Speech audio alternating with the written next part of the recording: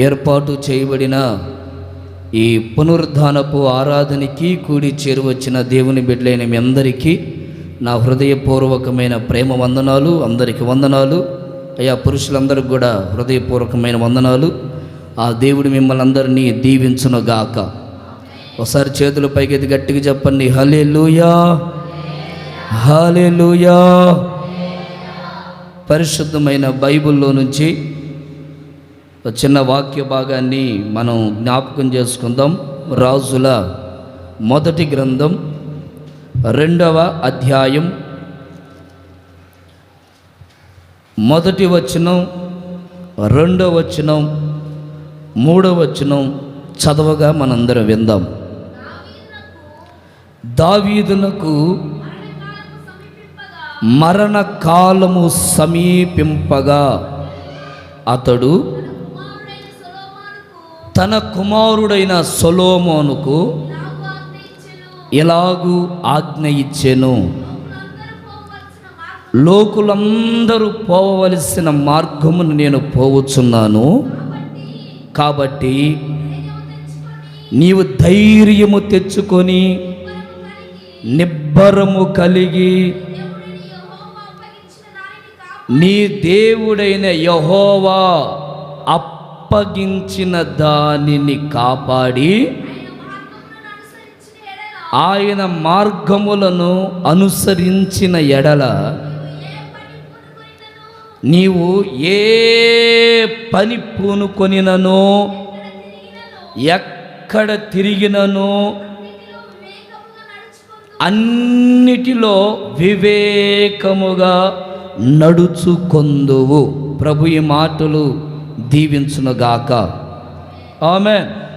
చూడండి, దావీదు ఒక రాజ్యరికాన్ని చేతబట్టి రాజ్యాన్ని పరిపాలిస్తున్నటువంటి రోజులవి. అలాంటి పరిస్థితుల మధ్యలో ఈ దావీదు గారికి ఆయుష్కాలం ముగించబడుతుంది. మరణ దినాలు సమీపంగా ఉన్నాయి.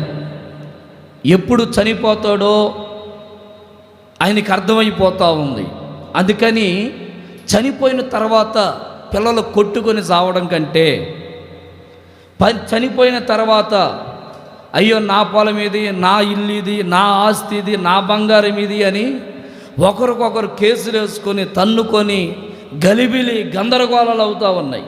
ఇలాంటి కష్టాలు నష్టాలు నా బిడ్డలు పడకూడదు అని ఉద్దేశించిన దావీదు వెంటనే తన పిల్లల్ని పిలిపించి, సొలొమోన్, నాయన సొలొమోన్ రాజు, నీవు ధైర్యముగా ఉండు, దేవుడి నీకు అప్పగించిన దానిని కాపాడుకో, ఆయన చెప్పిన మార్గములన్నిటిలో నువ్వు నడువు, అప్పుడు నువ్వు ఏ పని పూనుకున్నా ఆ పనిలో గొప్ప ప్రతిఫలం కలుగుతుంది. అయితే నీవు వివేకముగా ప్రవర్తించు, వివేకముగా ప్రవర్తించు, వివేకముగా నువ్వు ఉండాలి అని తెలియపరిచారు. అంటే దేవుడు మనకు అప్పగించిన దానిని కాపాడుకోవాలన్నా, దేవుడు మనల్ని ప్రేమించి అనుగ్రహించిన దానిని మనం నిలబెట్టుకోవాలన్నా మనకి వివేకం అనేది చాలా ప్రాముఖ్యమైనది. ఒకసారి గట్టిగా హల్లెలూయా అని చెప్పండి. కొంచెం గట్టిగా హల్లెలూయా. చూడండి, దావీదు తన బిడ్డలకి ఆస్తినిచ్చాడు, రాజ్యాన్ని ఇచ్చాడు, సింహాసనాన్ని ఇచ్చాడు, సైన్యాన్ని ఇచ్చాడు. అక్కడ ఉన్నటువంటి ప్రజలందరినీ సొలొమోన్ రాజు గారికి అప్పగించాడు. వీరిని కాపాడుకో, నీ బ్రతుకు దినములన్నీ జ్ఞానయుక్తముగా నడిపించబడుతూ వివేకముగా నీకు అప్పగించిన దానిని వివేకముగా కాపాడుకో అనే పదాన్ని దావీదు ఉపయోగించాడు. ఈ కడవరి దినాల్లో యేసు ప్రభు ఈ భూమి మీదకు వచ్చి ఆయన మన కొరకు పాప భారమంతా తన భుజస్కంధాల మీద మోసి మన పాపమంతటిని ఆయన తుడిచివేసి ఆయన మనకి కొన్ని అర్హతలు ఇచ్చాడు. ఒకటి రక్షణ, చెప్పండి అందరూ. రెండవది బాప్తిస్మం, మూడవది పరిశుద్ధాత్మ నింపుదల, నాలుగవది పరిశుద్ధత, వాక్యము. వీటన్నిటినీ దేవుడు యేసు ప్రభు మనకిచ్చారు. ఇప్పుడు ఇదొక ఆస్తి, ఇదొక ఆశీర్వాదకరమైనటువంటి అనుభవాలు. దేవుడు నీకు అనుగ్రహించినటువంటి రక్షణను, బాప్తిస్మమును, పరిశుద్ధాత్మ నింపుదలను, పరిశుద్ధతను, దేవుడు అనుగ్రహించిన సత్యవాక్యమును, నీకు అప్పగించిన దానిని నువ్వు కాపాడుకోవడానికి ఈ కడవరి దినాల్లో నీకు కావాల్సింది ఏంటయ్యా అంటే వివేకం. పరిశుద్ధతను కాపాడుకోవాలన్నా వివేకం కావాలి. పరిశుద్ధతను కాపాడుకోవాలన్నా వివేచన అవసరం. రక్షణను కాపాడుకోవాలన్నా వివేచన అవసరం. బాప్తిస్మమును కాపాడుకోవాలన్నా వివేచన అవసరం. ఈ రోజున ఈ వివేచన జ్ఞానము లేక చాలామంది రక్షణలో తొట్టిల్లిపోతున్నారు. బాప్టిజం తీసుకున్నామన్న ఆలోచన ఏవండి వాళ్ళ మనసులో నుండి తొట్టిల్లిపోవడం వల్ల సినిమాలకు, సీరియాలకు, లేకపోతే అబద్ధాలకు, మత్తు పదార్థాలకు, వ్యభిచారాలకు, దేవునికి వ్యతిరేకమైన కార్యాలకు లోనైపోతున్నారు వివేకం లేకపోవడం వల్ల. చూడండి, బైబిల్లో నుంచి ఒక మాటను మనం చదువుదాం. సామెతల గ్రంథం 11వ అధ్యాయం 22వ వాక్యాన్ని చదవగా ఒకసారి మనం విందాం. వివేకము లేని ఒక సుందర స్త్రీ పంది ముక్కునున్న బంగారము కమ్మి వంటిది. చూసారా, వివేకము లేని స్త్రీ అట ఎన్ని సౌందర్యాలు ధరించుకుంటే ఏమి లాభం? జ్ఞానము లేని స్త్రీ, తెలివి లేని స్త్రీ ఎంత అందాల్ని ధరించుకుంటే ఏం ప్రయోజనం? ఒక బంగారాన్ని తీసుకొని ఆ పంది ముక్కుకు పెడితే దానివల్ల ఏమైనా ప్రయోజనమేనా? ఆ పందికి విలువ తెలియదు, ఆ బంగారపు విలువ ఆ పందికి తెలియదండి. అందుకే పోయి మరల బురదలో బొర్లాడుతూ ఉంటుంది, తినకూడని పెంట తింటా ఉంటుంది, చేయకూడని తప్పులు చేస్తూ ఉంటుంది. అయ్యో నీ మూతికి లేకపోతే నీ ముక్కికి ఒక బంగారము తొడగబడింది కదా, అది విలువైంది కదా, అది అపవిత్రం కాకూడదే. ఆ పందికి మనం చెప్పినా ఆ పంది మనసులో ఏముంటుందంటే, అయ్యా నా స్వభావం అంతా దేవుడి నీకు అనుగ్రహించిన రక్షణను, బాప్తిస్మమును, పరిశుద్ధతను నీవు ఎలా కాపాడుకుంటున్నావు? బైబిల్ చెప్తుంది, వివేకము కలిగిన వ్యక్తి అయితే భద్రముగా కాపాడుకుంటారు. గట్టిగా చప్పట్లు కొట్టండి, గట్టిగా గట్టిగా గట్టిగా హల్లెలూయా, హల్లెలూయా. చూడండి, అందుకే యేసు ప్రభువు అక్కడ ఉన్నటువంటి శిష్యులతో ఒక మాట అంటారు. మత్తయి సువార్త 10వ అధ్యాయం 16వ వచనం, 10:16. ఇదిగో తోడేళ్ల మధ్యకు గొర్రెలను పంపినట్లు నేను మిమ్మల్ని పంపుచున్నాను గనుక. ఇప్పుడు మీరు ఎలా ఉండాలట? పాము వలె. పాము ఎలా ఉంటుందట చెప్పండి అందరూ? చాలా వివేకం. దాని చెవులు ఎంత ఉంటాయి కదా పాముకి, కానీ చాలా వివేకం. మనిషి వస్తున్నాడు అనుకోండి, ఆ శబ్దానికి అడవిడిగా దాంకుంటుంది. ఎంత తెలివి! ఒకవేళ ఎవరైనా కర్ర తీసుకొని కొట్టడానికి వచ్చారనుకోండి, అక్కడున్న ఏమన్నా బండలు ఉన్నా, లేకపోతే ఏమన్నా ఆ గుంటలు ఉన్నా, ఏమన్నా రంధ్రాలు ఉన్నా, తక్కిన వాటిలోకి పోయి దూరుద్ది. ఇంత ఆ పావుకి ఎంత చెవు ఉంటుందండి? అసలు చెవు కనపడుద్దా మనకి? చెవు అంత కనుమరుగని అంత చిన్న పాముకి ఎంత పెద్ద వివేకమో! అయ్యో నా ప్రాణాన్ని నేను కాపాడుకోవాలి, శత్రువు నా ముందు కనబడుతున్నాడు, ఈ శత్రువు చేతిలో నేను పడిపోకూడదు, నా రక్షణ కాపాడుకోవాలి, నా బాప్తిస్మమును కాపాడుకోవాలి, నా పరిశుద్ధాత్మ నింపుదలను కాపాడుకోవాలి, నా పరిశుద్ధతను కాపాడుకోవాలి, వాక్యపు సత్యమును కాపాడుకోవాలి, దేవుని కొరకు బ్రతికే ఆ శ్రేష్టమైన అనుభూతిని నేను కాపాడుకోవాలి అని తప్పించుకొని దాక్కుంటా ఉంటుందట. ఎందుకంటే పొర్రపాటున నేను వాడి చేతిలో పడకూడదు అని. Praise the Lord, praise the Lord. Bible అంటుంది, నేను మిమ్మల్ని తోడేలు మధ్యలోకి పంపిస్తున్నాను, అయితే మీరు ఎలాగుండాలట? చాలా వివేకంగా ఉండాలి, చాలా వివేకంగా. గొర్రెలే చూడడానికి, గొర్రెలే, నేను మీ మధ్యలో పంపిస్తుంది గొర్రెలే, కానీ వారి స్వభావాలు ఉన్నాయే, అవి మాత్రం ఎలాంటివో తెలుసా? తోడేలు స్వభావం. వారి మధ్యలో వారి ఆలోచన, వారి విధానం, వారి చూపు, వారి మాట, వారి ప్రవర్తన అదంతా ఒక వ్యత్యాసంగా కనబడుతుంది.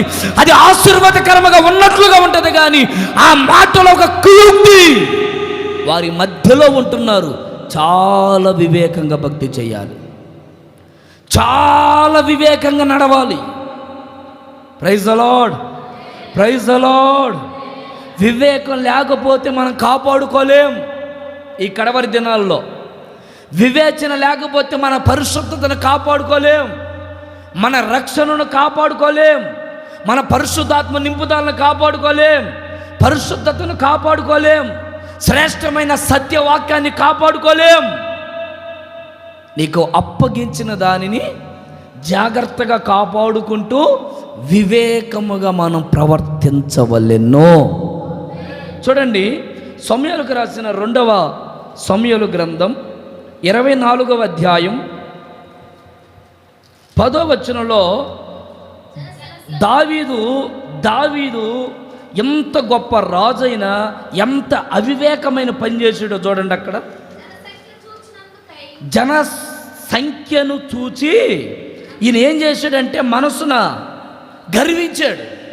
బా, నాకేంటి తక్కువ, నాకు ఇదిగో ఈ జనం ఉన్నారు, యుద్ధానికి వెళ్తాను. ఒకప్పుడు సింహాన్ని చీల్చినప్పుడు, తోడేళ్ళను చీల్చినప్పుడు, ఎలుగుబంటులు చేస్తున్నప్పుడు, గొలియాతును పడేసేటప్పుడు అప్పుడు ఏమి తోచల. అప్పుడు అంటున్న మాట ఏంటంటే, నేను కాదు, నాలో ఒక ఆయన ఉన్నాడు, ఆయన సర్వశక్తి కలిగిన వాడు, ఆయన యుద్ధము ఆయన చేయడానికి సమర్థుడు.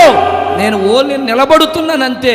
నా బలము, నా బలగము, నా ధైర్యం అంతా నా తండ్రి అయిన దేవుడే. అంత గొప్పగా చెప్పిన దావీదు ఈ రోజున ఏమైపోయాడంటే తన సంఖ్యను బట్టి అతిశయపడ్డాడని రాయబడింది. మీరు చదువుతారండి ఆ మాటని.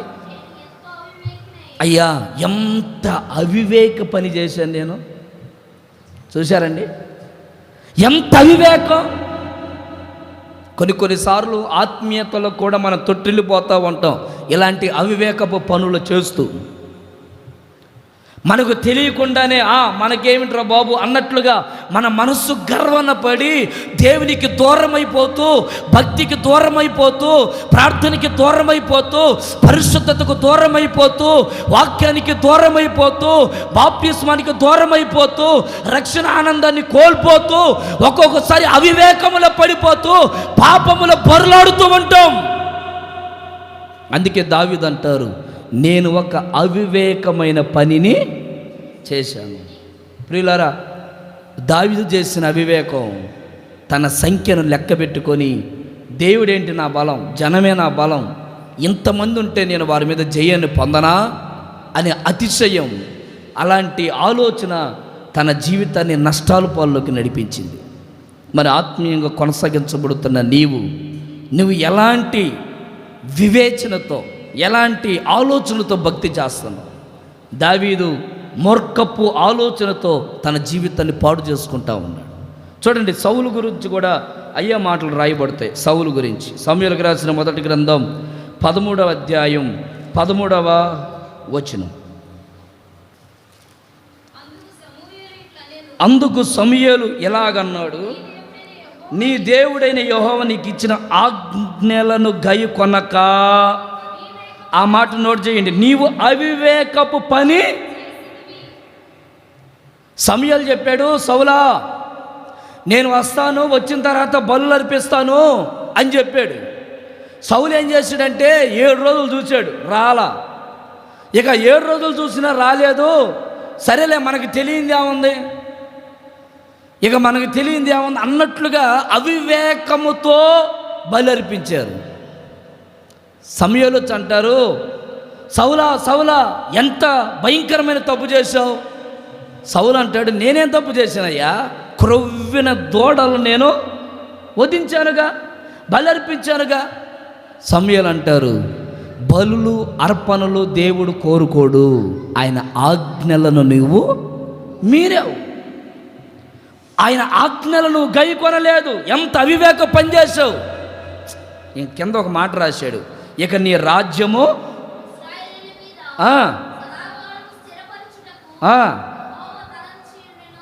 చూడండి. అయితే చూడండి, ఇక నీ రాజ్యము. ఎన్ని ఆశలు పెట్టుకున్నాడు దేవుడు నీ మీద.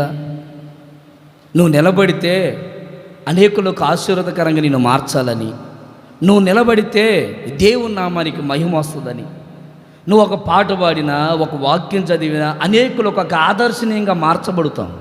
దేవుడి ఉద్దేశం ఏంటో మన పట్ల, దేవుని ప్రణాళిక ఏంటో. ఈ రోజున దేవుని ఆలోచనలన్నిటినీ, ఆ ధోరణిని మనం పక్కన పడేసి అవివేకముగా నడుస్తున్నాం. అవివేకముగా ఇక రాయబడింది, నీవు అవివేకముగా నడిచావు గనుక నీ రాజ్యం ఇక నిలవదు. ప్రియులారా, అవివేకముతో కూడిన భక్తి చేయడానికి ఈ కడవరి దినాల్లో నీవు నేను మనందరం అలా ఉండకుండా నమ్మకముగా బ్రతుకుదుముగాక. Amen, amen. ఒక 2-3 మాటలు క్లుప్తంగా నేను చెప్పి ముగిస్తాను. వివేకము కలిగి నడుచుకుంటే మనకు కలిగే ప్రయోజనాలు ఏంటో క్లుప్తంగా 1-2 మాటలు నేను చెప్పి ముగిస్తాను. ఒకసారి గట్టిగా హల్లెలూయా అని చెప్పండి. యెషయా ప్రవచన గ్రంథం 52వ అధ్యాయం 13వ వాక్యం. ఆలకించుడి, నా సేవకుడు వివేకముగా ప్రవర్తించును, అతడు హెచ్చింపబడి ప్రసిద్ధుడై మహాగణుడుగా ఎంచబడెను. వివేచనతో మనం ప్రవర్తిస్తే బైబిల్ చెప్తున్న సత్యం ఏంటో తెలుసా? నీవు వివేచనగా ప్రవర్తిస్తున్నప్పుడు దేవుడు నిన్ను ఘనపరుస్తాడు. ఒక ఘనత, ఒక ఆశీర్వాదముతో కూడినటువంటి మెట్టు. ఇక రాయబడిన మాట ఏంటంటే, అతడు వివేకముగా ప్రవర్తిస్తున్నాడు కనుక నేను అతన్ని హెచ్చిస్తున్నాను. దేవుడు హెచ్చించడం వల్ల అతడు ఏమైపోతున్నాడంటే గొప్ప ఘనుడుగా మారుతున్నాడు. ఒక వ్యక్తి ఆశీర్వదించబడాలంటే, ఒక వ్యక్తి దీవించబడాలంటే, ఒక వ్యక్తి దీవెనకరమైన మార్గాల్లో నడవాలంటే ఖచ్చితంగా ఆ వ్యక్తి దేవుని సన్నిధిలో వివేచనతో కూడినటువంటి ప్రవర్తన కలిగి నడవాలి. ఘనపరిచే అనుభవంలోకి రావాలి. ఎన్ని సంవత్సరాలైనా అలాగే ఉండకూడదు నీ భక్తి. ఎన్ని రోజులైనా అలాగే నువ్వు కనబడకూడదు మందిరంలో. సంవత్సరాలు పాడుతున్నా నీ జీవితంలో మార్పు రాకుండా అలాగే ఉండకూడదు. భక్తిలో ఒక ఎదుగుదల కనబడాలి. ఘనత, ఆత్మీయతలో ఒక ఘనత, విశ్వాసములో ఒక ఘనత, సంఘములో ఒక ఘనత, సమాజములో ఒక ఘనత. ఇలా ఒక ఘనతతో కూడినటువంటి ఆశీర్వాదము మనము అనుభవించినట్లు ఈ భూమి మీద మనం బ్రతుకుతాము గాక. చేతులు పైకెత్తి చెప్పండి ఒకసారి గట్టిగా, హల్లెలూయా, హల్లెలూయా. చూడండి, రాజులకు రాసిన మొదటి గ్రంథం 3వ అధ్యాయం 12వ వాక్యాన్ని ఒకసారి మనం చదువుదాం. రాజు అంటే సొలొమోను రాజు గారు అడుగుతా ఉన్నాడు, నీ మనవి ఆలకించుచున్నాను. చూడండి, బుద్ధి వివేకములు గల హృదయము. చూసారండి, బుద్ధి వివేకము కలిగిన హృదయం. దేవుడు ఒక వ్యక్తిని ఎప్పుడు కనపరుస్తూ ఉంటాడంటే వివేకం. ఆ వివేకపు మనసు, ఆ వివేకపు ఆలోచన, ఆ వివేకపు జీవితం, ఆ ప్రవర్తన, ఒక్కొక్క మెట్టు ఆశీర్వదించబడే అనుభవం మనం చదివితే అక్కడ రాయబడింది, ఇక నీ వంటి వాడు భూమి మీద ఒక్కడును. దేవుడు అతను అంతగా కనపరిచాడు, దేవుడు అతని స్థాయిని అంతగా అంచెలంచెలుగా అభివృద్ధి పరిచాడు. దేని కొరకంటే సొలొమోను రాజు వివేకముగా బ్రతకడం దేవుని సన్నిధిలో నేర్చుకున్నాడు గనుక. ఆమెను చెప్పండి గట్టిగా. మరి నీ కుటుంబంలో నువ్వు వివేకంగా బ్రతికితే నీ కుటుంబంలో నువ్వు ప్రసిద్ధుడిగా మార్చబడతావు. నీ ప్రాంతంలో, నీ సంఘములో, నీ సమాజంలో, నీ ఉంటున్నటువంటి ఇంట్లో ఒక ప్రసిద్ధి, ఒక ఘనత అది మనకెప్పుడు కలుగుతుందో తెలుసా? నువ్వు వివేకమైన బుద్ధి కలిగి నడిచినప్పుడు. భక్తులు బైబిల్లో ఎందరో మహానుభావులందరూ దేవుని సన్నిధిలో వివేకంగా నడిపించబడుతూ ఉంటే దేవుడు వాళ్ళని అంచెలంచెలుగా అభివృద్ధి పరుస్తున్నాడు. అలాంటి అభివృద్ధిని మనము చూచుదుమగాక. ఆమేన్. చూడండి, బైబిల్లో మరొక వ్యక్తి మనకు కనపడతాడు. ఎస్తేరు ప్రవచన గ్రంథంలో మొర్దెకై అనే వ్యక్తి మనకు కనబడతాడు. ఈ మొర్దెకై హామాను దగ్గర ఎవరి దగ్గర పెడితే వాళ్ళ దగ్గర కాదండి, దేవుడిచ్చినటువంటి వివేకం, దేవుడిచ్చిన అవగాహన, బుద్ధి, వివేకం చూడండి. ఈ మొర్దెకై చాలా జ్ఞానయుక్తముగా నడిపించబడుతూ ఉన్నాడు. వివేకముతో తన జీవితాన్ని కట్టుకుంటూ వివేకముతో తన ప్రవర్తనని కొనసాగించుకుంటూ ఉన్నాడు. అక్కడ ఉన్నటువంటి ఆ హామాన్ అనే వ్యక్తి ఇతని మీద ఆ కన్నెర్ర చేశాడు. ఇతన్ని ఎలాగైనా చంపాలి అని ఎన్నో ప్లాన్లు వేశాడు. అయినా పొర్రపాటును కూడా ఆ ప్లాన్లు ఏది ఫలించలేదు. నేనేమంటానంటే, నువ్వు దేవుని సన్నిధిలో బుద్ధి వివేకము కలిగి నువ్వు నడిస్తే నీ మీద ఎంతమంది కన్నెర్రదేసి నీకు హాని చెయ్యాలని చూసినా ఏ హాని నీ దరిదాపులకు కూడా రానివ్వకుండా నా ప్రభు కాపాడును గాక. గట్టిగా చెప్పండి ఆమేన్. ఎంతమంది నీకు హాని చేయాలని చూసినా, కీడే తలపెట్టినా, నీ మీద ఎన్నో అబద్ధపు మాటలు వెదజల్లినా, పొర్రపాటున ఏది నీ ముందు నిలబడదు. దేని కొరకు తెలుసా? నీవు బుద్ధి వివేకము కలిగిన హృదయము కలిగి ఉంటే. ఆమేన్, ఆమేన్. ఈ మొర్దెకై మీద హామాను ఎంతో భయంకరమైనటువంటి ఆలోచనలు, ఎట్లాగైనా మొర్దెకైని చంపాలని విషపు చూపు చూస్తూ ఉన్నాడు. మీరు గమనించండి, బైబిల్లో 6వ అధ్యాయం, ఎస్తేరు ప్రవచన గ్రంథం 6వ అధ్యాయంలో ఒకసారి రాజుగారు నిద్రపోతూ ఉన్నాడు. ఉలిక్కిబడి లేచాడు. లేచి, అరే ఒకసారి ఆ గంధాన్ని తీసుకురమ్మన్నాడు. అక్కడ ఉన్నటువంటి వ్యక్తులు తీసుకుని వచ్చారు. నాకు మేలు చేసిన వాళ్ళు ఎవరని అడిగాడు. ఫలానా వ్యక్తి. అతనికి నేనేమైనా మేలు చేశానా అని అడిగాడు. ఏం మేలు చేయలేదయ్యా అన్నాడు. ఇక్కడ మీరు చదవండి, చాలా ఆశ్చర్యం ఉంటుంది. ఏంటంటే మొర్దెకైని రాజు ఎంత గొప్పగా అభివృద్ధి చేశాడో చూడండి ఆ ప్రాంతంలో. Praise the Lord. రాజుగారు ఉంగరం పెట్టాడు, గుర్రం ఎక్కిచ్చాడు, కిరీటం పెట్టాడు, ఊరంతా వస్త్రాలు పెట్టి ఊరంతా తిరగమని చెప్పాడు. ఇదిగో ఇతడే రాజు అని ఊరేగించేశాడు. ఎక్కడో మూలన కాపలాదారుడుగా ఉన్నటువంటి మొర్దెకైని దేవుడు ఆ ప్రాంతములో, ఆ దేశములో ఒక శ్రేష్టమైన ఘనతను దేవుడిచ్చాడు. Praise the Lord. ఒకవేళ మన జీవితంలో దేనికి పనికిరాని వారిగా మనం కనబడ్డా దేవుడు మనల్ని మాత్రం ఉన్నతమైన స్థానంలో నిలబెట్టునుగాక. మనం ఎవరికి పనికి రాకపోవచ్చు. మన ఇంట్లో మనల్ని కొంతమంది మన ప్రవర్తన బట్టి లేదా మన ఆలోచన బట్టి కొంతమంది రకరకాలుగా అసహ్యకరంగా మాట్లాడుతూ ఉంటారు. సూటిపోట్లు మాట్లాడలేదా? అలాంటి రకరకాలుగా గుచ్చుతూ ఉంటారు, రకరకాలుగా బాధ పెడతా ఉంటారు. నీ బ్రతికెట్టుందే అన్నట్లుగా కొంతమంది ఆ కోళ్ళ మీద ఆ సాగులు చెప్పుకోను, లేకపోతే పలానా దాని మీద సాగులు చెప్పుకోను ప్రతి నిత్యము పొడుస్తూ ఉంటారు. మనం బాధపడేది ఒక వంతు అయితే పక్కన వాళ్ళు బాధ పెట్టేది 10 వంతులు. అద్భుతమైన పాట రాశాడు వెసులన్న. మనిషి గాయము తగిలితే అది ఎవరైనా గుర్తుపడతారు, కానీ గుండెకు కలిగిన గాయాన్ని ఎవడు దాన్ని అస్సలు ఏ నరుడు దాన్ని గుర్తుపట్టలేడు. పైన ఒకవేళ మొహం తగిలిందనుకో పెట్టాలని ఏ అమ్మాయి చూసుకొని నడవచ్చుగా మూతిపల్లి రాలిని ఆంధ్ర ఇంత పెద్ద దెబ్బ తగిలింది ఏంది అంటారు.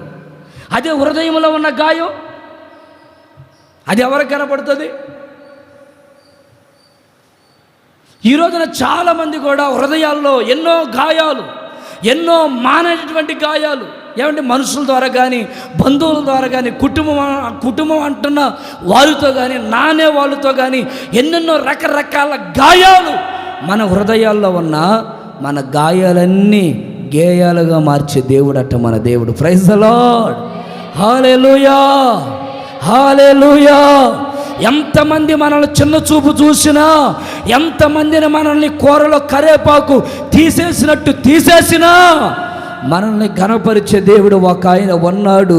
ఆయన నేను ప్రకటిస్తున్న నజరేయుడైన యేసు, నజరేయుడైన యేసు. ఆయన మనల్ని మరిచిపోడు. ఎంతమంది మనల్ని చులకనగా మాట్లాడినా మన దేవుడు మనల్ని ఎన్నడూ తీసి పారవేయడో. మనల్ని ఘనపరిచే దేవుడు ఆయన, అంతే. ఆమేన్. అందుకే బైబిల్ రాయబడింది, వెర్రివారిని దేవుడు ఎందుకు ఏర్పాటు చేసుకున్నాడు? వాళ్ళని సిగ్గుపరచాలని. ఏమండి, దేవుడు మనల్ని ఎందుకు ఏర్పాటు చేయాలి? మనకేదో మంచి జ్ఞానం తెలివి ఉందా? మనకంటే తలకు మించిన వాళ్ళు ఉన్నారు బయట, కానీ వాళ్ళకి లేనిది మనకు ఉంది. ఏంటంటే తెలుసా? వాడు పాపం చేస్తాడు, మన పాపాన్ని అసహించుకుంటాం. అందుకు దేవుడు నిన్ను ఏర్పాటు చేసుకున్నాడు. వాడు పొరపాటున దాన్ని అసహించుకోడు, దాంట్లోనే ఆ బురదలోనే బొర్లాడుతూ ఉంటాడు. ఎంత వాక్యం వింటున్నా, ఎంత వాక్యము హెచ్చరిస్తున్నా మనసులో స్వభావాలు మారవు.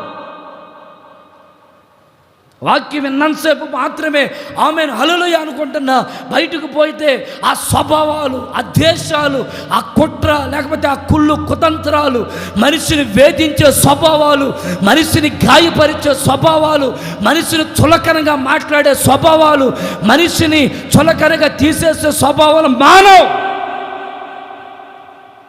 బైబిల్ అంటుంది, మొర్దెకై దేవుణ్ణి కనపరచడానికి ఇష్టపడితే దేవుడు మొర్దెకైన ఆ స్థానములో ఒక ఉన్నతమైన స్థాయిని దేవుడిచ్చాడు. Praise the lord.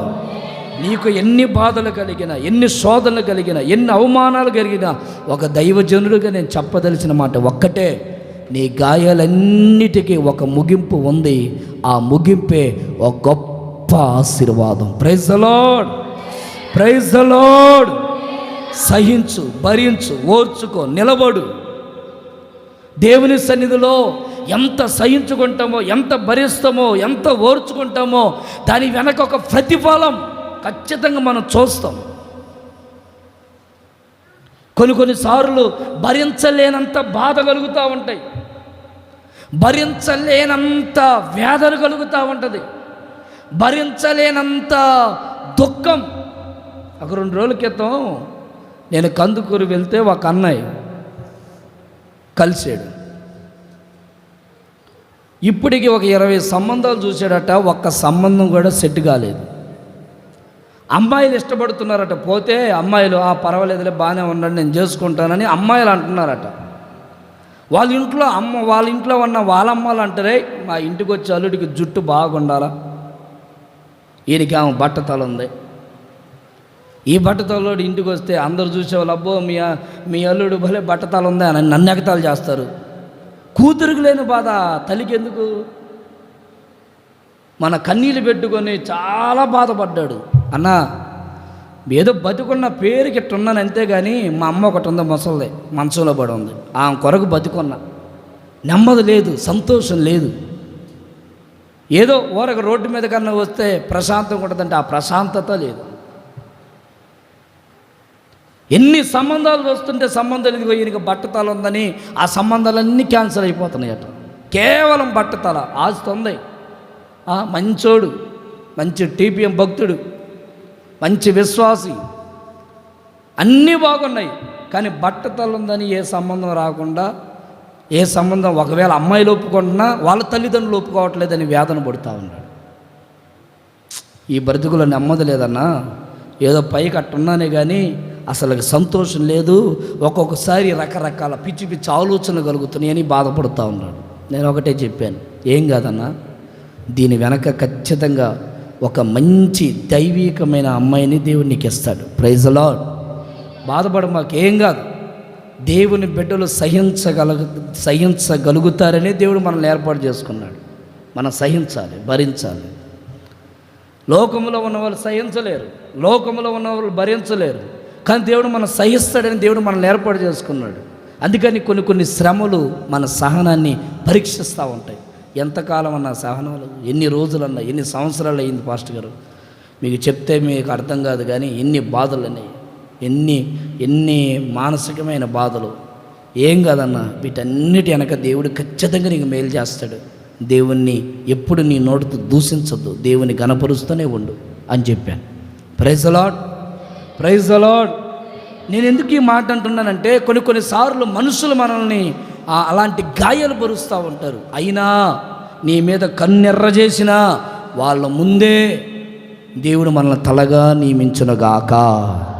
వివేకముగా నువ్వు ప్రవర్తిస్తే దేవుడే నిన్ను గణపరుచునుగాక, దేవుడే నిన్ను గణపరుచునుగాక, దేవుడే నిన్ను గణపరుచునుగాక. రెండవ మాట, రాజుల మొదటి గ్రంథం 4వ అధ్యాయం 24వ వచనం. యూఫ్రటీస్ నది యువతల మొదలుకొని గాజా వరకు రాజులందరి మీదను అధికారం ఉండెను. చూడండి, అతని కాలము నలుదిక్కుల ఎలాగున్నాడట సొలొమోను రాజు గారు? నెమ్మదిగా ఉన్నాడు. వివేచన లేకపోతే వివేకముతో నడిచే ఆ వ్యక్తి ఎలాగుంటాడంటే నలుదిక్కుల నెమ్మదిగా ఉంటాడు. మరణం ఏమన్నా సమీపిస్తుందేమో, ఒకవేళ తెగుళ్ళు ఏమన్నా సమీపిస్తాయేమో, లేకపోతే రోగాలు ఏమన్నా సమీపిస్తాయేమో, లేకపోతే ఏదైనా ఎవడైనా శత్రువు వచ్చి నన్నేమన్నా చంపేస్తాడేమో అన్న భయం లేకుండా నెమ్మదిగా బ్రతుకుతున్నాడట. ఒక నెమ్మది కలిగిన బ్రతుకు. ఆ బ్రతుకు ఎలా వచ్చిందంటే, ఇతడు వివేకముగా దేవుని సన్నిధిలో బ్రతుకుతున్నాడు. Praise the Lord, praise the Lord, hallelujah. Yosepu గురించి బైబిల్ ఏం చెప్తుందంటే, ఆది కాండంలో 41వ అధ్యాయంలో యోసేపు చరిత్ర గురించి మనకి చక్కగా అక్కడ అర్థమవుతుంది. 33వ వచనం. కాబట్టి ఫరో వివేక జ్ఞానము గల ఒక మనుష్యుని చూచుకొని ఐగుప్తు దేశం మీద అతనిని నియమింపవలెనో. 39-40. మరియు ఫరో దేవుడిదంతయు నీకు తెలియపరచను కనుక నీ వలె వివేక జ్ఞానము గలవారు ఎవ్వరునూ లేరు. నీవు నా ఇంటికి అధికారివై ఉండవలెను.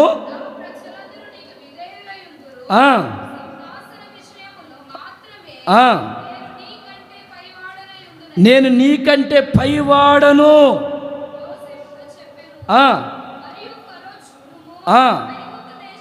ఐగుప్తు దేశమంతటి మీద నిన్ను నియమించి ఉన్నాను అని యోసేపుతో చెప్పాను. చెప్పి ఏం చేశాడు? మరలా ఇంటికి వెళ్ళినాక మీరు చూడండి, ఆ మాటలన్నీ చక్కగా ఉంగరం పెట్టి మళ్ళా చక్కగా అధికారం,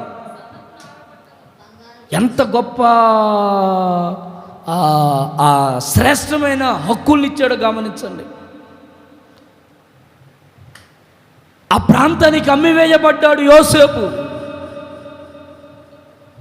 కుటుంబంలో కానీ పరిస్థితులన్నీ చల్లచెదరగా, తండ్రి ఒక పక్కన అయ్యో నా కుమారుడు ఏమైపోయాడని తండ్రి, అన్నదమ్ములేమో శత్రుత్వముతో అతన్ని ఫరో ఐగుప్తు దేశంలో ఉంటున్న వ్యక్తులకు అమ్మేశాడు.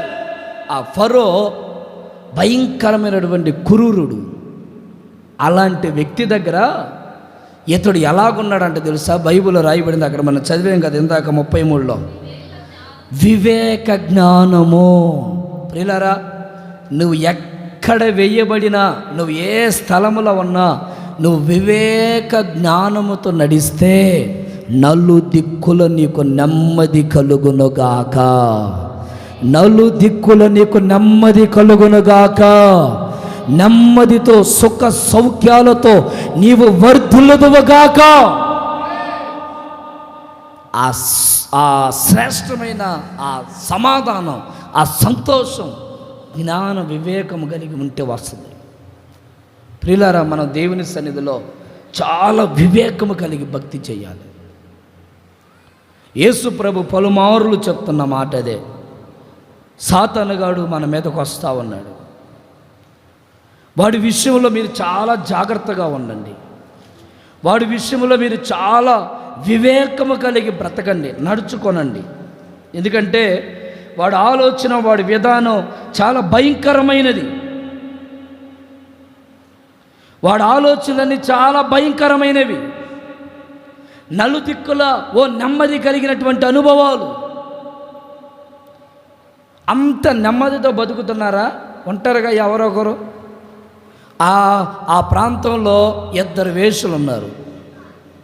2 వేశ్యలు, అయ్యా మాకు న్యాయం తీర్చు, మాకు న్యాయం తీర్చు అని వచ్చారు. అక్కడున్న వాళ్ళందరూ ఆశ్చర్యపడిపోయారు. చూద్దాం ఇప్పుడు వీడి జ్ఞానం ఏమవుతుందో, వీడి తెలివి ఏమవుతుందో అన్నట్లుగా మనుషులందరూ ఒక ఆలోచనతో, ఒక ఎటకారముతో కూడిన నవ్వులు, ఎటకారముతో కూడిన నవ్వులు. ఈ ఎటకారం చాలామందికి ఉంటుంది కదా, ఎటకారం నవ్వులు. ఎవరైనా కానీ ఏదైనా ఇబ్బంది అయిందనుకోని ఎటకారపు నవ్వు వస్తూ ఉంటుంది, ఎటకారం. ఇప్పుడు అదంతా వివరించుకోపోతూ ఉంటే సమయం సరిపోదు. కానీ రకరకాల అర్థాలు ఉంటాయి ప్రతిదానికి. కొంతమంది ఉన్నారు, ఒక గుంపు. చూద్దాం ఇప్పుడు ఈయనకి ఏ మేలు కలుగుద్దో, ఈయనకి జ్ఞానం కావాలని దేవుని అడిగి, నేను ఇప్పుడు పెద్ద జ్ఞానవంతుని అయిపోయాను అన్నాడు కదా, ఇప్పుడు ఏం తీర్పు తీరుతాడో చూద్దాం అన్నట్లుగా ఒక పక్క ఈయన మీద ఆలోచన కలిగిన వాళ్ళు చాలామంది అక్కడ నిలబడి చూస్తూ ఉన్నారు. ఒక పక్క ఆయన ముందేమో 2 వేశ్యలు. సరే ఏంటమ్మా మీ సమస్య? ఈ అబ్బాయి నా బిడ్డ. లేదు లేదు ఈ అబ్బాయి నా బిడ్డ. లేదు లేదు ఈ అబ్బాయి నా బిడ్డ. ఓకే, ఈ అబ్బాయి ఎవరి బిడ్డ? లేదని నా బిడ్డని. ఇద్దరు గొడవ చేస్తున్నారు. ఇక వెంటనే సొలొమోన్ రాజు గారు ఒక ఆలోచన వచ్చి అక్కడున్న వ్యక్తిని పిలిచి, నానా వీళ్ళు కత్తి దాపో, 2కి చెరొక సగం చేసి వాళ్ళకి సగం వీళ్ళకి సగం ఇచ్చేద్దామని కత్తి దమ్మని బలిపెట్టి మీద అక్కడ పెట్టి ఆ బిడ్డని పెట్టి కత్తి ఎత్తబోయాడు, 2ని సగం చేద్దామని. వెంటనే ఒక తల్లి, అయ్యా అయ్యా అయ్యా ఆపయ్యా, కత్తి ఆపయ్యా అనింది. ఏమ్మా ఆగు, నీ సగం నీకు ఇస్తానంటే, వద్దయ్యా నాకు సగం వద్దేమొద్దు, ఆ బిడ్డని ఆ తల్లికి అప్పగించయ్యా అనింది. వెంటనే సొలొమోన్ రాజు గారు అన్నారు, ఈ బిడ్డ అసలైన తల్లివి నువ్వే అని ఆ బిడ్డని ఆ తల్లికి అప్పగించాడు. Praise the Lord. ఆ జ్ఞానాన్ని చూసి ఆశ్చర్యపడిపోయారు.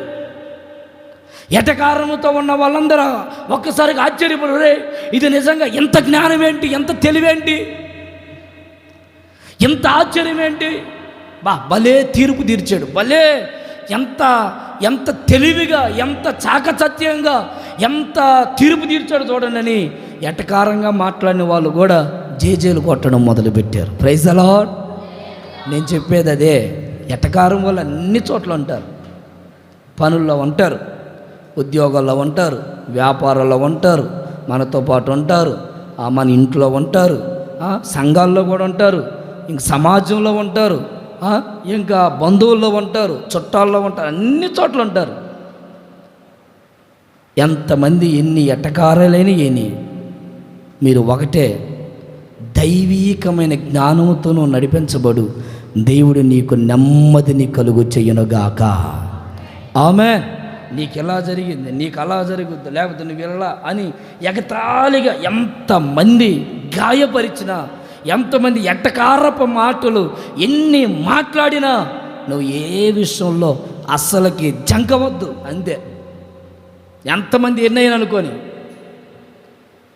ఎన్ని మాటలైనా అనుకొని, నువ్వు పొర్రపాటున ఒక అడుగు కూడా వెనకడుగేయొద్దు. భక్తుల జంకతో, భక్తుల పొర్రపాటున ఒక్క అడుగు కూడా వెనకేయడానికి పొర్రపాటున జంకవద్దు. ధైర్యంగా నిలబడాలి మనం. కుటుంబాల్లో కూడా అంతే. సమాజంలో కూడా నువ్వు నిలబడాలి, కుటుంబంలో కూడా నువ్వు నిలబడాలి. నెమ్మదిగా బ్రతకాలి. నీ ఇంట్లో నువ్వు నెమ్మదిగా బతకాలి. నీ ప్రాంతంలో, నీ ఉద్యోగంలో, నీ వ్యాపారాల్లో, నువ్వు చేసే పనులలో ఇప్పుడు అన్నీ అయిపోయినాయి అయ్యా, ఇప్పుడు దీనికి వచ్చాడీనా అని ఎటకారంగా అంటారు. ఇప్పుడు అన్ని పనులు అయిపోయినాయి, ఆ పని అన్నాడు, ఈ పని అన్నాడు, ఈ ఉద్యోగం అన్నాడు, ఆ వ్యాపారం అన్నాడు, ఇప్పుడు అవన్నీ పోయినాయి, మళ్ళీ ఇప్పుడు దీనికి వచ్చాడు అన్నట్లుగా మాట్లాడతారు. అలాంటి వాళ్ళు బంధువుల్లో ఉంటారు, సంఘాల్లో ఉంటారు, కుటుంబాల్లో ఉంటారు, నీ చుట్టూరు ఉంటారు. అయినా ఏ ఎటకారపు మాటలను పట్టించుకోవద్దు, ఏ మాటలను పట్టించుకోవద్దు. ఎప్పుడు అబ్రాహ్మణ్ ఒక మాట చెప్తూ ఉంటాడు. ఒక ఆయన డోర్ దగ్గర నుంచొని అబ్బో ఈ మనిషికి భలే వస్తుందే, అబ్బో ఈ మనిషి ఈరోజు పౌడర్ కట్టుకొని వచ్చాడే, అబ్బో ఈ మనిషి అబ్బో సెంటు కొట్టుకొని వచ్చిందే, అబ్బో ఈ మనిషి పెద్ద వాచ్ పెట్టుకొని వస్తున్నాడే అని ఒక ఆయన అంట ఆ డోర్ దగ్గర కూర్చొని ఎప్పుడు వచ్చిపోయే వాళ్ళని మాట్లాడుతూ ఉన్నాడట. ఒక 5 సంవత్సరాలు అయ్యింది. 5 సంవత్సరాల తర్వాత వాళ్ళు ఇలాగ మళ్ళీ చర్చికి వచ్చారు. వాళ్ళు కారుల్లో వస్తున్నారు. ఒక ఆయన ఉద్యోగం ఆఫీసర్, ఆయన ముందు పోలీసులు వచ్చారు, ఆఫీసర్లు వాళ్ళందరూ వచ్చారట. వాళ్ళ ముందు కూడా వాళ్ళందరూ కూర్చొని, పోలీసులందరూ ఉంటే వాళ్ళ మధ్యలో నడుచుకుంటా వచ్చారు. ఈయన మాత్రం ఎక్కడున్నాడు చెప్పనా? ఆ డోర్ దగ్గరే ఉన్నాడు. ఎటకారం పొందిన వాళ్ళు ఉన్నారే, వాళ్ళందరేమో కొంతమంది ఆఫీసర్లు అయ్యారు, మంచి ఉద్యోగాలు సంపాదించుకున్నారు, మంచి పెళ్ళిళ్ళు చేసుకున్నారు, మంచిగా వండగా బాగున్నారు. ఈ ఎటకారంగా నవ్వుకుంటా వచ్చిపోయిన వాళ్ళందరి మీద జోకులు వేసుకుంటా ఉన్నారే, ఈ అన్న మాత్రం అలాగే ఉన్నాడట. అదే అప్పుల్లో, అదే రోగంలో, అదే బాధల్లో. ఇంకా బుద్ధి మానలేదట. కొన్ని సంవత్సరాలు, ఒక 5-6 సంవత్సరాల తర్వాత అన్నాడంట, ఏ అన్న ఇంకా నీ బుద్ధి మానలేదా? ఆ రోజు నుంచి ఇప్పటికి ఇదే పరిస్థితిలో ఉన్నావా? ఇదే బుద్ధిలో ఉన్నావా? ఎన్ని ఎగతాలైనా చేయని అన్న అంటాడు. ఎప్పుడు ఎంతమంది ఎన్నైనా అనుకొని ఓరగడ్డ దులిపేసుకొని పోవాలట. ఆమెన్ చెప్పని గట్టిగా, ఆమెన్, హల్లెలూయా. నలుదిక్కుల నెమ్మదిగా నువ్వు బ్రతకాలంటే సమాజంలో నీవు ఏదైనా చోను పడుతున్నది విన్నట్లుగా నాకెందుకని ఒక వివేచనతో ముందుకెళ్ళాలి. వివేక జ్ఞానం అంటారు దాన్ని, వివేక జ్ఞానం. ప్రతిదానికి టెంపర్ అయిపోకూడదు, ప్రతిదానికి కోప్పడిపోకూడదు, ప్రతిదానికే డామ్ డూమ్ అని అనకూడదు. ఒక వివేచనతో భక్తి చేయాలి. Praise the Lord, praise the Lord. చూడండి ఒకసారి గట్టిగా హల్లెలూయా అని చెప్పండి, 2 చేతులు పైకెత్తి హల్లెలూయా. నలుదిక్కుల నెమ్మది కలడమే కాదు, ఇక్కడ రాయబడింది అతన్ని దేవుడు అధికారిగా కూడా నియమించాడు. మీరు ఇందాక చదివారు కదా, ఆ మాటలోనే ఉంటుంది. అధికారిగా దేవుడు నియమించాడు. ఒక అధికారం. సొలొమోను రాజుని దేవుడు ఒక అధికారిగా నియమించాడు. అలాగే ఆ సేమ్ టైం మళ్ళా యోసేపును కూడా దేవుడు అధికారిగా నియమించాడు. దేనికి అంటే వాళ్ళు ఆ అధికారాన్ని ఏదో మేము అధికారంగా ఉండాలని కాదు, వాళ్ళు ఉంటున్నటువంటి ఆ స్థానాల్లో జ్ఞాన వివేకముగా ప్రవర్తించడం వాళ్ళు నేర్చుకున్నారు. ఆమేన్. ఉన్నా లేకపోయినా, తినకపోయినా, మధ్యలో ఉన్నా లేకపోయినా, ఎవరు పట్టించుకోకపోయినా నీవు మాత్రం వివేకంగా నడిస్తే దేవుడు 3వదిగా అధికారాన్ని ఇస్తాడు. ఒక అధికారముతో కూడిన జీవితం. కుటుంబంలో నువ్వు ఒక అధికారిగా ఉండాలి, సంఘములో ఒక అధికారిగా కనబడాలి, ఒక పెద్దరికం కనబడాలి, సంఘంలో కుటుంబంలో ఒక పెద్దరికం కనబడాలి. ఆమెను చెప్పండి గట్టిగా. కుటుంబంలో ఒక పెద్దరికంగా ఉండేవాళ్ళు ఉండాలా లేదా? అయ్యో పెద్దరికం లేకపోయింది అనుకోండి, ఆ కుటుంబం ఎట్ట అల్లాడిపోయింది.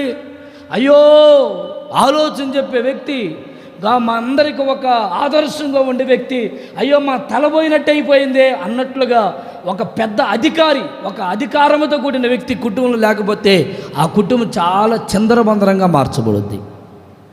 అందుకని కుటుంబంలో అధికారము కలిగిన వ్యక్తులుగా ఉండాలి మనం.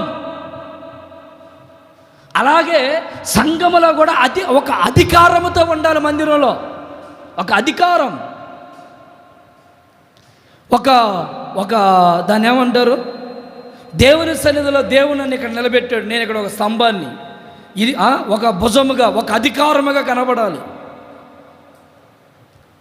కుటుంబాన్ని పరిపాలించే వ్యక్తి ప్రతిదానికి, చిన్నదానికి పెద్దదానికి ఏవండి ఎట్టుంటాడు, ఇంట్లో ఉన్న వాళ్ళ మీద అందరి మీద అలుగుతా, సనుక్కుంటా, కొనుక్కుంటా, అబ్బేచ్చి మా అమ్మ ఏం చేయలేదు, అబ్బేచ్చి మా తమ్ముడు ఏం చేయలేదు, అబ్బేచ్చి మా అన్న ఏం చేయలేదు, అబ్బేచ్చి మా అక్క ఏం చేయలేదు, అబ్బేచ్చి అని ఇక ఇంట్లో తెచ్చే వాళ్ళ మీద, ఉండే వాళ్ళ మీద, అబ్బా ఏమి ఏం చేస్తుంది, అసలు కూరకు నీళ్ళు కూడా సరిపోదు, నువ్వు తెచ్చేది సరిపోతుంది, ఊరంతా తిరిగి చాటింపేసుకుంటా ఉంటావు.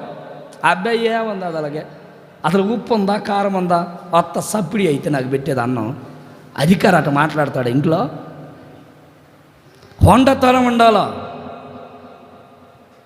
ఇప్పుడు ఒక అధికారం ఉన్నాడండి, ఎమ్మెల్యేనో ఎంపీనో, ఆయన ఎట్టొస్తాడు, డిగ్రీగా వెనక చేతులు పెట్టుకొని టీవీగా నడుచుకుంటూ వస్తే ఆయన వెనక కొంతమంది పేపర్లు పట్టుకొని, ఆ కొంతమంది పోలీసులు, కొంతమంది అయ్యా మరి ఇదిగో ఇక్కడ ముప్పాల్లో కలవరి పెందుకు వస్తే మందిరం, ఇక్కడ ఎవరు, సలమాన్ రాజు, ఓకే, ఇంకెవరు, మధుబాబు, అబ్బో పెద్ద భక్తుడే, ఇక్కడ సీనన్, ఇంకేమి, ఓకే, వీళ్ళకేం కావాలంట, సార్ మీరేమన్నా, సరే చేద్దానా, ఓకే మీరు కనబడండి అమ్మా అంటారు.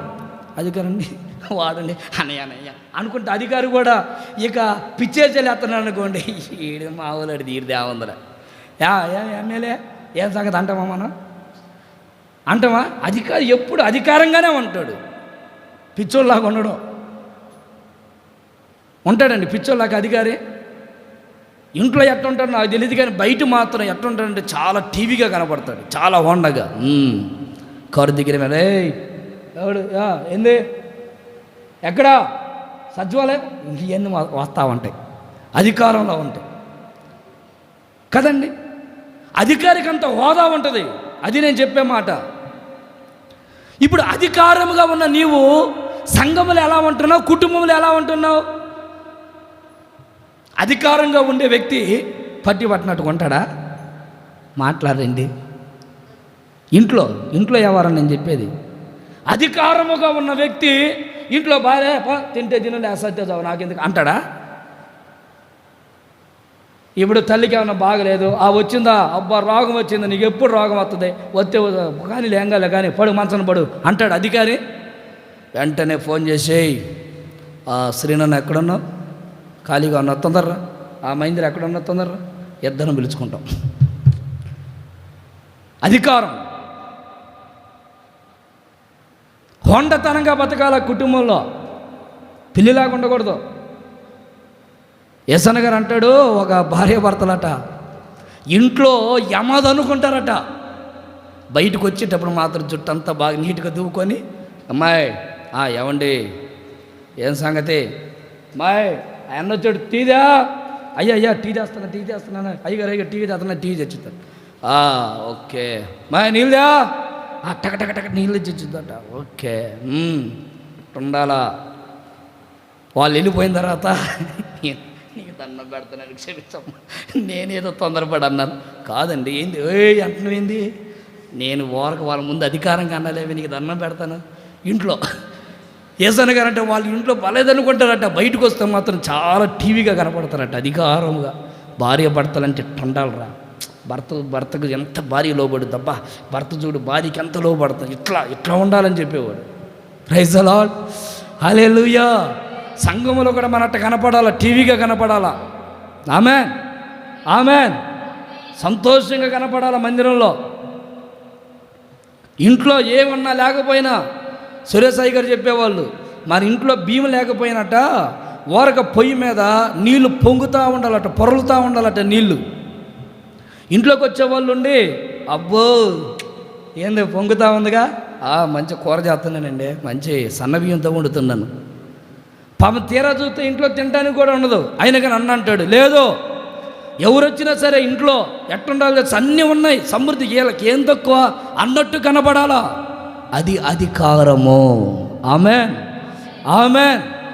అయ్యా ఉందయ్యా, వచ్చానైనా 2 ఫ్రూట్స్ అన్నది తేవచ్చుగా, ఏవో ఒప్పుకుంటా. రాకపోతే ఇంట్లో ఏమన్నాయి 3 రోజుల నుంచి అన్నీ చూడు, అది చూడు, అమ్మాయి తీ, ఆ ఫ్రిడ్జ్ తీ, ఏముంది మేము ఓర కూడా కరెంట్ దండగా ఆపి ఇటు చూపించుకోకూడదు.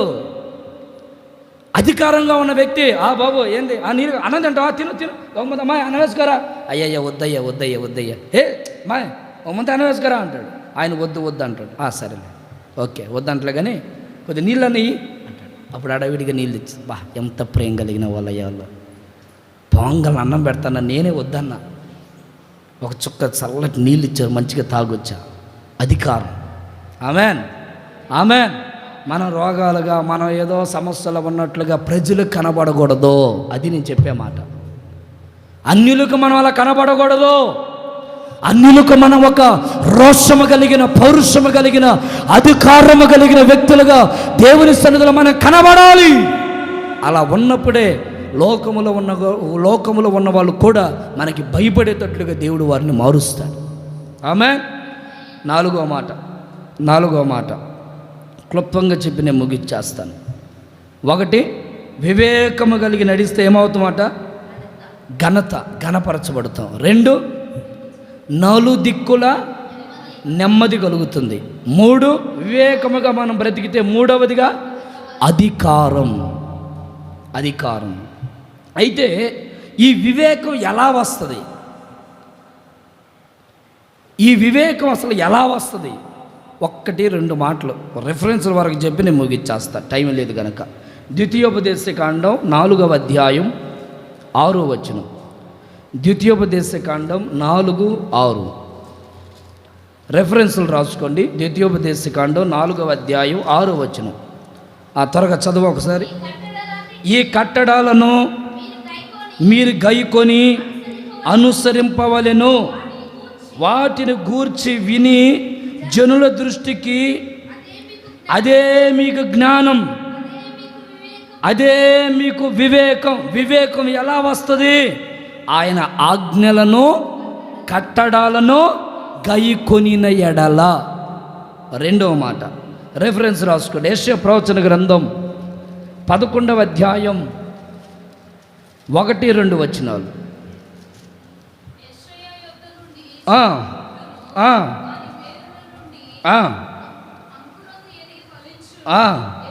యెహోవా ఆత్మజ్ఞాన వివేకములకు ఆధారమగు. చూసారా? ఏ ఆత్మ జ్ఞాన వివేకములకు ఆధారమగు అంటే పరిశుద్ధాత్మ ద్వారా వివేకము మనలో వస్తుంది. పరిశుద్ధాత్మ నింపుదల సంఘములో ఉండాలి. పరిశుద్ధాత్మ అనుభవం సంఘములో కనబడాలి. అన్య భాషలతో ఉచ్చరించే ఆ వరం, ఆ అభిషేకం, ఆ తలంతు పొందుకోవాలి. మనం అన్య భాషలు మాట్లాడే విధానాన్ని మనము దాచుకోకూడదు. బహిరంగముగా దావీదు దేవుని సన్నిధిలో బహిరంగముగా దేవుని ఆరాధిస్తూ ఉంటే అందరూ ఆశ్చర్యపడిపోయారు. అలాంటి ఆత్మ మనం పొందుకున్నప్పుడే వివేకం మనలో కలుగునుగాక. 3వ మాట ఒకసారి రెఫరెన్స్ చదువుదాం. 3వ మాట యోబు గ్రంథం 28వ అధ్యాయం 28వ వచనం. మరియు యెహోవా యందలి భయభక్తులే ఈ మాటను రాసుకోండి. దుష్టత్వమును విడుచుటయే జ్ఞానం. వివేకం ఎలా వస్తుంది? వివేకం ఆయన కట్టడాలను, ఆయన విధులను అనుసరించడం ద్వారా జ్ఞానం, వివేకం వస్తుంది. 2, పరిశుద్ధాత్మ అభిషేకము ద్వారా వివేకం వస్తుంది. 3, దుష్టత్వమును విడిచిపెడితే వివేకం వస్తుంది. దుష్టత్వం అంటే ఏంటండి? చెడుతనము, దేవునికి అయిష్టమైన పాపం. ఇక దాన్ని మనం విడిచిపెట్టినప్పుడే మనలో వివేకం పనిచేస్తుంది. వివేకం ఇప్పుడు ఫోన్ నిండా ఫోటోలు పాటలు లేకపోతే అన్నీ మెమొరీ ఫుల్ అయిపోయింది అనుకోండి. ఇప్పుడు కొత్త పాటలు ఫోన్లోకి వేసుకోవాలంటే ఫోన్లో ఏం చూపిస్తుంది? మెమొరీ ఫుల్ అని చూపిస్తుంది. ఇప్పుడు మెమొరీలోకి వేసుకోవాలంటే ఇప్పుడు ఈ మెమొరీలో ఉన్నవన్నీ అంతేనమ్మా ఉమా, అంతేగా, అన్నీ డిలీట్ చేసుకుంటే అప్పుడు కొత్తగా మరలా మనం చెప్పండి అండి మీరు, కొత్తగా మరలా అన్నీ మనం మరలా కొత్త పాటలు నీట్గా దాంట్లోకి అప్లోడ్ చేసుకోవచ్చు కదా. దుష్టత్వం అంటే ఎట్లా ఉంటుందంటే ఇప్పుడు మనలో ఉంటున్న పాపం, మలినం, దేవునికి అయిష్టమైనవన్నిటినీ మన హృదయంలో నుండి సంపూర్ణంగా మనం దాన్ని ఏం చేయాలా? డిలీట్ చేయాలి. ఇక డిలీట్ చేస్తే మళ్ళీ కనపడతాయి. అయ్యి మాట్లాడరేంటి అక్కళ్ళు అన్నోళ్ళు ఎవరు మాట్లాడరా? డిలీట్ చేసామండి. ఇప్పుడు నేను టక్కన ఫోన్లో మంచిగా ఒక ఫోటో పెట్టుకున్నాను, ఈ ఫోటో ఇప్పుడు డిలీట్ అయిపోయింది. ఇప్పుడు నేనేం చేయాలి? ఏం చేసిన ప్రయోజనం లేదు, ఎందుకంటే డిలీట్ అయిపోయింది. ఇంక అది మరలా కనపడదు. కొంతమంది ఏం చేస్తారో తెలుసా? తెలివిగా పైన ఉన్నవన్నీ డిలీట్ చేస్తారు, మళ్ళీ అది కింద ఇంకో దాంట్లో ఉంటాయి. రీసైకిల్లో ఉంటుందంట. మళ్ళా దాంట్లో డిలీట్ అయిపోయింది అనుకోండి, ఇక దేంట్లో కనపడదు. Praise the Lord. అలాగే మన హృదయంలో ఉన్నవన్నీ కూడా మనం సంపూర్ణంగా డిలీట్ చేసుకున్నప్పుడే క్రొత్త అనుభవాలు మనకి కనబడతాయి. క్రొత్త మార్గాలు దేవుడు మనకు చూపిస్తాడు. నూతనమైన ద్వారాలు దేవుడు మనకి తెరుస్తాడు. నూతనమైన మార్గాల్లో మనం వెళ్ళడానికి దేవుడు కృప చూపిస్తాడు. ఎప్పుడు తెలుసా? నీ హృదయం అంతా ఖాళీగా మారాలి. వ్యర్థమైనవి, ఐహిక విచారాలు, లోపాలు, ఫలానా వ్యక్తుల గురించిన ద్వేషాలు, కుట్రలు, ఆలోచనలు, వీటన్నిటిని హృదయంలో నుండి ఆల్ డిలీట్ కొట్టేయాలి. ఆమెన్, హల్లెలూయా. చెప్పండి. ఇప్పుడు మీ ఫోన్లో ఉన్న వ్యర్థమైనవన్నీ ఏం చేయాలా? డిలీట్ ఆలు కొట్టేయాలి. ఇప్పుడు మన హృదయంలో ఉన్నవన్నీ ఏం చేయాలా? అంతేనా కదా. ఇంకా కొంతమందికి దాన్ని ఒప్పుకోవట్లా. నేను కొట్టను పాస్టర్ గారు డిలీట్, నాకు కావాలయ్యి. ఏం చేసుకుంటావు? ఆ జ్ఞాపకాలు పెట్టుకోనంట. బాధపడ్డాం తప్ప సమాధానంగా ముందుకు వెళ్ళలేవు. అయ్యి లోపల ఉన్నంత వరకు ఇతరులతో సమాధానంగా ఉండలేవు. ఇక అయ్యి నీ జీవితంలో ఉన్న ఎట్టే కూర్చుంటాం. ఎంతమంది అయినా వచ్చే ప్రైజ్ రాడు అక్క, ప్రైజ్ రాడు, ఇక మౌనంగా అట్టే ఉంటాం. అదే కానీ డిలీట్ అయిపోయింది, ప్రైజ్ రాడు అన్న బాగున్నా అని హ్యాపీ వస్తుంది అనమాట. అది నేననేది. అందుకని మీ హృదయాల్లో ఉన్న ఆలోచనలన్నీ డిలీట్ అయిపోను గాక. Amen, amen. మన హృదయాల్లో ఏ చెడు ఆలోచన ఉండకూడదు, ఏ చెడు నడవడిక ఉండకూడదు, ఏ చెడు తలంపులు ఉండకూడదు. నీ మీద కన్నెర చేసి, నీకు కీడు చేసి, నిన్ను బాధ పెట్టి, నిన్ను అవమానపరిచారు, అవన్నీ నీ మనసులో ఉండొచ్చు. ఏం చేస్తాం? దేవుని ప్రేమను బట్టి వాటన్నిటినీ చేసుకుంటూ పోతేనే ముందుకు పోతాం. ప్రైజ్ ది లార్డ్, హల్లెలూయా. మన హృదయాల్లో ఉన్నవన్నీ దేవుని సన్నిధిలో సంపూర్ణంగా దుష్టత్వమును తొలగించుకోవాలి. ఈ దుష్టత్వమును తొలగించుకోవడానికే దేవుడు సేవకుని భూమి మీద పుట్టించాడు. మీకు అర్థమైంది ఈ మాట? సేవకుడు ఎందుకు పుట్టాడు చెప్పండి? అపోస్తలుల కార్యాలు ఏం రాయబడింది? మీ దుష్టత్వమును మరలించుటకు నేను సేవకుని పుట్టించితిని. ఎందుకు సేవకుడు పుట్టింది? నీ దుష్టత్వాన్ని మరలించడానికి. పేర్లు పెట్టుకొని కట్టే దాచిపెట్టే 2 రోజుల తర్వాత పనికొచ్చుద్ది. ఏం కాదు, ఇంకా పౌరుషం చెత్తుకు అయినా అసలు కాక నిన్నెట్టనింది ఆ మనిషి. నాకు అర్థం కదా, అసలు నిన్ను అనకూడని మాట ఎట్టనింది. ఒరే ఇదిగో నువ్వు మర్చిపోతావేమో, అది గుర్తుపెట్టుకో నువ్వు బాగా. ఇంకెందుకులే కానీ ఆమె పోతే ఎవరు చూసుకుంటే మనకి ఎందుకులే, దేవుడు చూసుకుంటే వదిలేయి అమ్మే. ఏంది వదిలేసేది? నువ్వు వదిలే, నేను వదలను. వాడు ఎంత దుర్మార్గుడో నాకు తెలుసు కదా. ఒకవేళ కొన్నిసార్లు వదిలేయాలని ఆలోచనలు వచ్చినా వదలనివ్వని వ్యక్తులు మనకు కనబడతారు. ఏందమ్మా అంతలేక మర్చిపోయా అంటే నువ్వా? అంతలేకే 2 నిమిషాలు మర్చిపోయావా? నువ్వు ఎట్ట మనిషి జనం పుడితే కదా.